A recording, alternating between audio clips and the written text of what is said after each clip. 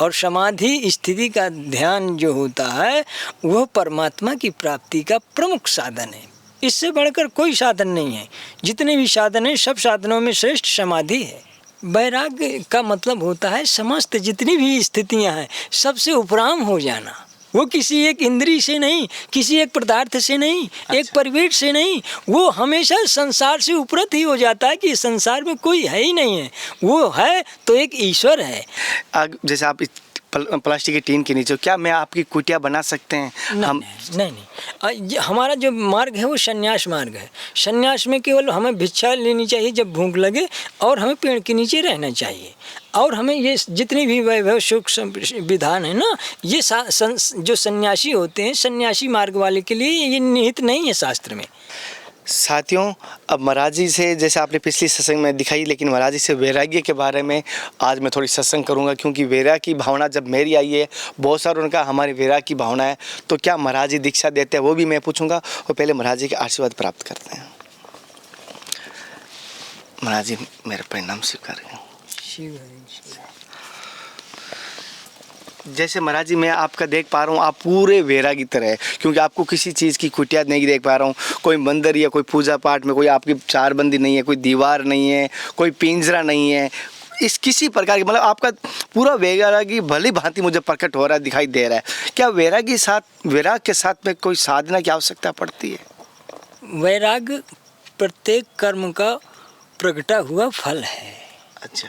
जितने भी कर्म किए जाते हैं आत्मशुद्धि के लिए, और परमात्मा का मिलन केवल ज्ञान और वैराग्य से ही होता है। अच्छा। ये हंस रूपी जीव के दो पंखे हैं, एक ज्ञान, एक वैराग्य।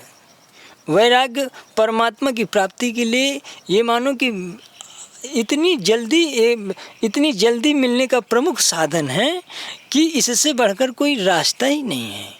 वह समस्त इंद्रियों को अपनी अंतःकरण में परमात्मा का चिंतन करते हुए लीन करता हुआ ईश्वर का जब चिंतन करता है तो जीव परमात्मा से क्षण भर में मिल जाता है, क्योंकि मिलने का जो स्थान है सबसे पहले समाधि है।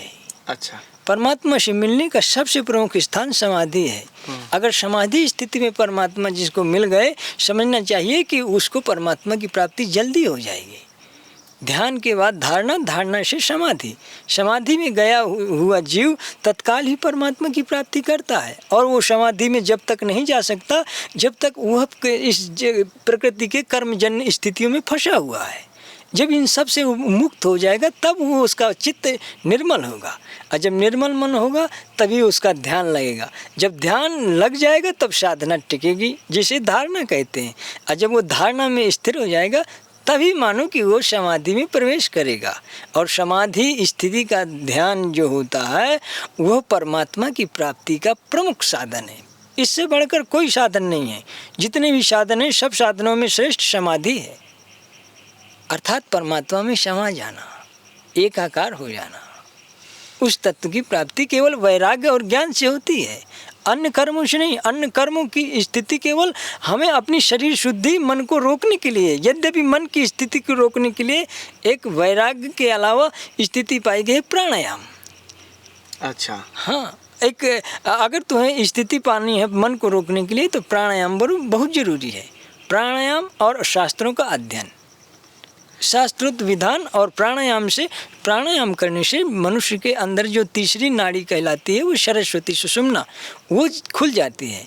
और जब वो खुलेगी तभी ध्यान लगेगा, और तभी समझना कि हम उस परम तत्व को प्राप्त कर सकते हैं। क्योंकि सुषुम्ना अर्थात सरस्वती नाड़ी से ही ब्रह्मरंध्र का जो द्वार है वो खुलता है। और ब्रह्मरंध्र का द्वार तभी खुलेगा जब सुषुम्ना नाड़ी चलती हो, और ध्यान भी तभी लगेगा, क्योंकि ये सरस्वती ज्ञान नाड़ी भी कही गई है। इसलिए योगी के लिए सबसे पहले यथाचित भोजन, हल्का भोजन, पेट उसका खाली होना चाहिए, और खाली होने के साथ साथ वह परमात्मा का चिंतन करता हुआ सुषुम्ना नाड़ी को खोलने का प्रयास हरदम करता रहे।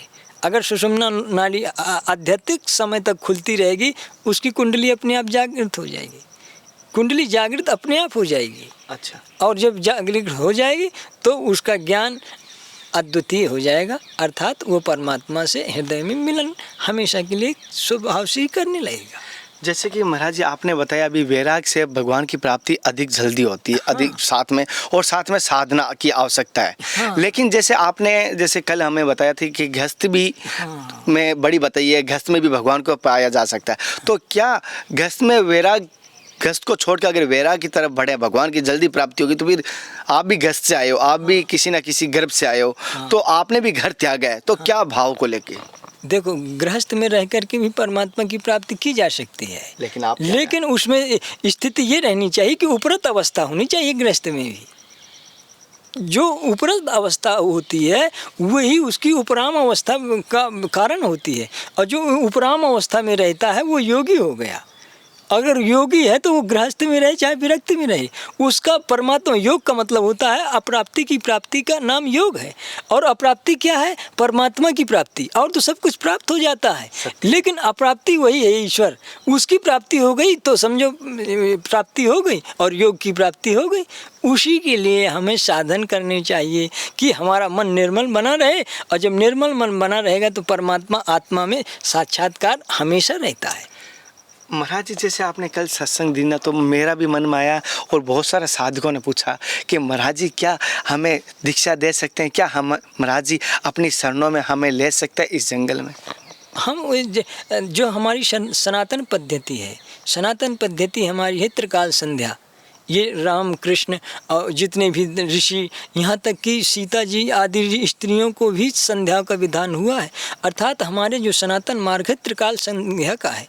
जो त्रिकाल संध्या करने वाला है उसको तो हम विधान करते ही हैं, क्योंकि हम बैठे इसीलिए हैं। अगर वो त्रिकाल संध्या आदि नियमों का, जो हमारी वैदिक परंपरा है उसका नियम का पालन करेगा तो हम देने के लिए तैयार ही हैं। जैसे गुरु जी ने कहा है, और जैसे महाराज जी वैराग्य क्या इस तन से होता है या इस मन से होता है या इन इंद्रियों से होता है या इस संसार से हो रहा है? वैराग्य किस प्रकार होता है तीनों में से? वैराग्य का मतलब होता है समस्त जितनी भी स्थितियां हैं सबसे उपराम हो जाना। वो किसी एक इंद्री से नहीं, किसी एक पदार्थ से नहीं, एक परिवेश से नहीं, वो हमेशा संसार से उपरत ही हो जाता है कि संसार में कोई है ही नहीं है। वो है तो एक ईश्वर है, और जब वो उसी की खोज में रह जाएगा तो समझना कि वैराग्य इसको प्राप्त हो गया। क्यों? क्योंकि वैराग्य का मतलब ये भी समझना उसमें दो नहीं हो सकते हैं कि तुम जीव और ब्रह्म दोनों से मिलन कर सको। उसमें या तो तुम जीव से संसार से मिलो या तो ब्रह्म से, अर्थात तुम्हें संसार से उपरत होना पड़ेगा तब ब्रह्म की प्राप्ति होगी। और जिसने भी ब्रह्म की प्राप्ति की है पहले सबसे पहले वो निवृत्त हुआ है, और जब निवृत्त नहीं होगा तो समझना कि वो वैराग्य नहीं पाया, और वैराग्य पा गया तो संसार को छोड़ देगा। जिस प्रकार सर्प किचली को छोड़ देता है उसी प्रकार वैरागी संसार को छोड़ देता है। महाराज जी वैराग्य का संबंध जैसे आपने बताया ज्ञान से या भक्ति से भी हो सकता है वैराग्य का संबंध? हाँ, भक्ति ज्ञान जो है और वैराग्य ये एक प्रकार से पुत्र हैं भक्ति के, वो दोनों संबंधी ही हैं। लेकिन उनका जो विधान है वो सही अगर साधक करे तो भक्ति से ज्ञान और वैराग्य निश्चित हो प्राप्त हो जाता है। अच्छा महाराज जी, वैराग्य के साधन के परमात्मा की प्राप्ति का आपने जैसे मार्ग बताया, लेकिन उसके साथ कौन सी साधना वैराग्य के साथ करनी चाहिए जो सर्वश्रेष्ठ और सर्वप्रिय हो? उसके लिए उसे त्रिकाल संध्या करनी चाहिए। त्रिकाल संध्या में उसका जो समय है ईश्वर के स्थिति में उस समय उसका जाने लगेगा। जब ईश्वर की स्थिति में जाएगा तो त्रिकाल संध्या जब वो करेगा ना तो उसमें नियम और कर्म और व्यवस्थाएं, धर्म और वर्ण धर्म, ये उसे जब सब कुछ स्थिति दृढ़ कर देगा, जब बिल्कुल दृढ़ कर देगा, जिसका उसका स्वधर्म कहलाता है, वो स्वधर्म में टिक जाएगा तो धर्म उसकी रक्षा करने लगेगा और धर्म ही उसे मार्ग देगा। और जब धर्म मार्ग में जाएगा तो उसे परमात्मा की प्राप्ति निश्चित हो जाएगी। महाराज जी जैसे आपने बताया त्रिकाल दीक्षा संध्या करने वाला ही आपके पास आ सकता है और त्रिकाल दीक्षा अवश्य करनी चाहिए। हाँ। तो मैं ये जानना चाहता हूँ, मैं भी जानना चाहूँगा, मुझे भी पता नहीं, मैं बौद्ध हूँ, त्रिकाल संध्या करने के नियम क्या है और किस भांति किस विधान के साथ किया जाता है इसका? इसके लिए तो कुछ समय देना पड़ेगा। वो जैसे हम अभी करने जा ही रहे हैं संध्या, उसको तुम देख सकते हो नहीं, एक नित्य कर्म पुस्तक आती है उसमें वह प्रक्रिया लिखी हुई है, तो और यदि फिर जब करोगे तो फिर बताया जाएगा। ये तो बताने वाली स्थिति आए है। जैसे महाराज जी ने कहा, कोशिश करूंगा अगर मैं रुका तो महाराज जी की त्रिकाल संध्या का मैं दर्शन करके आपको भी कराऊंगा, और जो पुस्तिका महाराज जी कहेंगे वो मैं कोशिश करूंगा उसका नाम मैं आपको स्क्रीन पे दिखा दूंगा, जिससे बहुत सारे भक्त हैं, ब्राह्मण है, चाहे जो धारण कर सकते हैं। महाराज जी के पास है तो मैं दर्शन करवा ही देता हूँ। एक नित्य कर्म पुस्तक आती है, ये है, इसमें सब ये गायत्री माता का पहला विधान आता है और गायत्री माता का ये संध्या प्रकरण दिया हुआ है। अच्छा, हाँ, ये नित्य कर्म पूजा प्रकाशन के नाम से है। नित्य प्रकरण, हाँ, इसमें संध्या ये है प्रक्रिया। ये सब पात्र होने चाहिए, और ये पात्रों के बाद ये कुछ प्राणायाम हैं, कुछ शरीर शुद्धि आदि के लिए उपासना के विधान है, और यहाँ गायत्री माता का उपस्थान आदि प्राणायाम की ये प्रक्रिया है। प्राणायाम बहुत जरूरी है साधक के लिए। अच्छा, प्राणायाम ये मानिए कि अग्नि के समान ये तेज होता है, ये शरीर को शुद्ध करने के लिए, जिसे सोनार स्वर्ण को शुद्ध करता है अग्नि में, ऐसे प्राणायाम शरीर शुद्धि के लिए बहुत जरूरी है। और ये प्रक्रिया दी हुई है। अर्घ देना चाहिए, अर्घ तीनों टाइम देना चाहिए, और ये उपस्थान है। उपस्थान के बाद ये परमात्मा का विधान, ये श्राप विमोचन भी होता है मंत्र का। अच्छा, और श्राप विमोचन के बाद फिर मंत्र जपा जाता है, और कुछ मुद्राएं भी होती हैं। ये मुद्राएं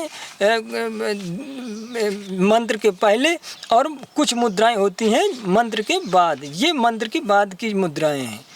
ये सब गायत्री संध्या का प्रकरण बताया गया है। ये बाद में कवच किया जाता है, पहले हृदय नाश किया जाता है। ये कुछ प्रक्रियाएं हैं। ये मध्याह्न समय का ये परमात्मा का उपस्थान किया जाता है परमेश्वरी का, और ये सायंकाल का उपस्थान है। अर्थात परमात्मा का जो विधान है ये सनातन यही है, त्रिकाल संध्या। अगर ये करने वाला है तो वह ऋषि के समान है। महाराज जी एक माफ़ी चाहूँगा, जैसे गलती हो जाए मुझे माफ़ कर देना, कहीं कहना नहीं चाहिए लेकिन कह रहा हूँ।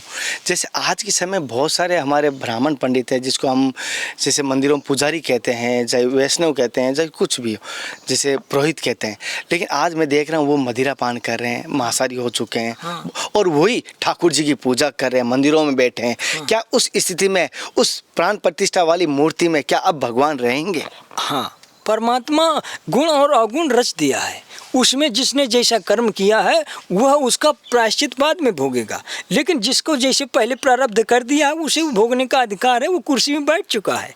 लेकिन ये बात सत्य है, पहले भी रहे हैं ऐसे, आज भी ऐसे हैं, आगे भी ऐसे रहेंगे। लेकिन जो हमारा सनातन धर्म है अद्वितीय है, उसमें ये कर्म की व्यवस्था लेप नहीं करती। कर्म ज्ञान से परे है, इसलिए ज्ञान तत्व से देखना चाहिए कहाँ क्या हो रहा है। वो सृष्टि का विधान है। हमें ऐसे व्यक्तियों से मिलना है जो तो आज भी धार्मिक हैं, आज भी वो सब शाकाहारी हैं, आज भी बड़े वैराग्य और धर्म से रहते हैं। तो ये सृष्टि कुछ गुण से कुछ अवगुण से लिप्त रहेगी।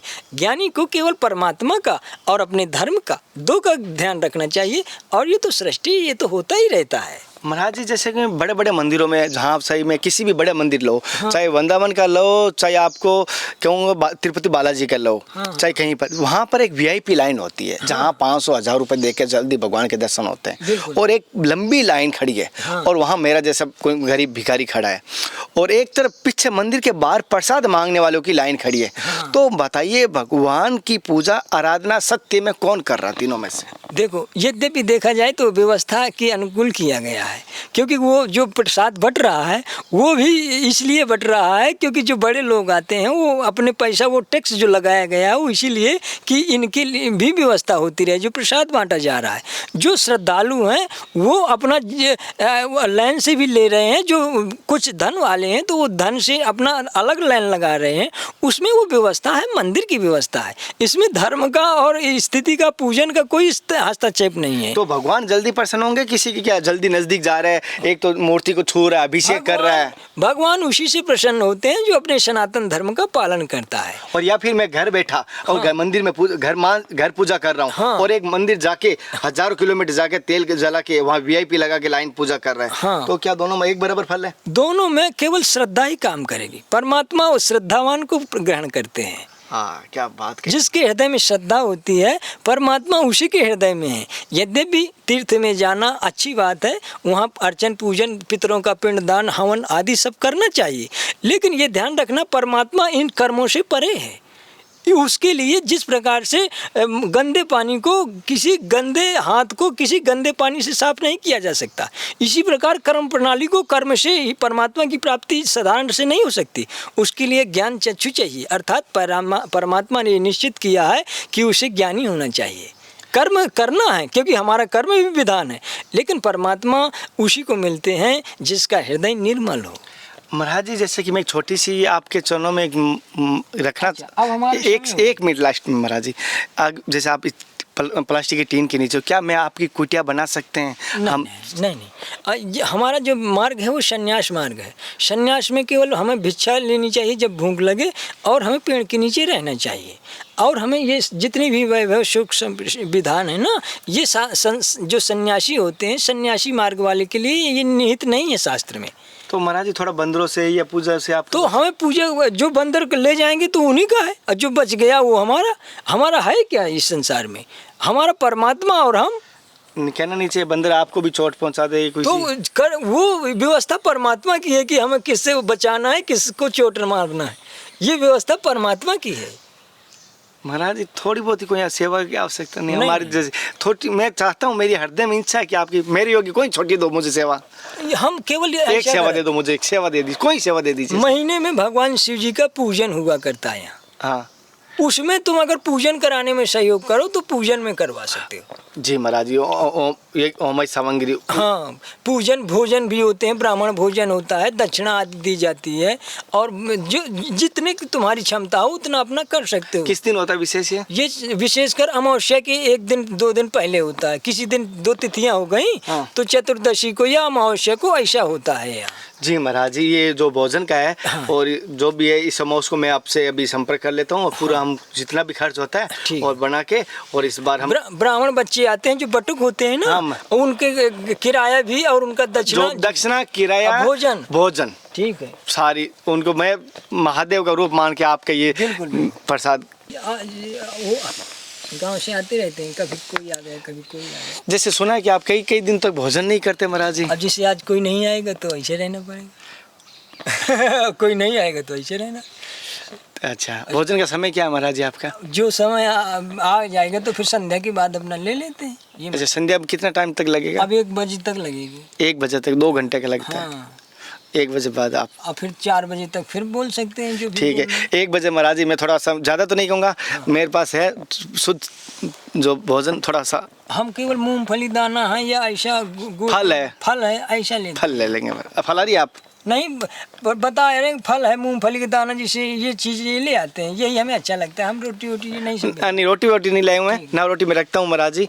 और ऐसा ही है जो मतलब जैसे कहना नहीं चाहिए, सेव रखता हूँ और सोन पापड़ी रखता हूँ, और मतलब सूखा जो मतलब पैक होता है शुद्धिकरण। बिल्कुल, जैसे वो आते हैं ना ड्राई फ्रूट, हाँ, ये भी मैं रखता हूँ, यही मेरा है। बस यही महाराज जी। ठीक है जी महाराज जी। अभी शिव जी की इच्छा से ठीक है जी। अगर रुकोगे तो अब मैं अभी रुकूंगा, एक प्रसाद पवा के ही जाऊंगा, मेरी इच्छा है। ठीक है, बहुत बढ़िया। अभी आप संध्या में बैठ रहे हो तो अभी निकालता, फिर आप बैठ जाए, उठोगे नहीं, कोई नहीं महाराज।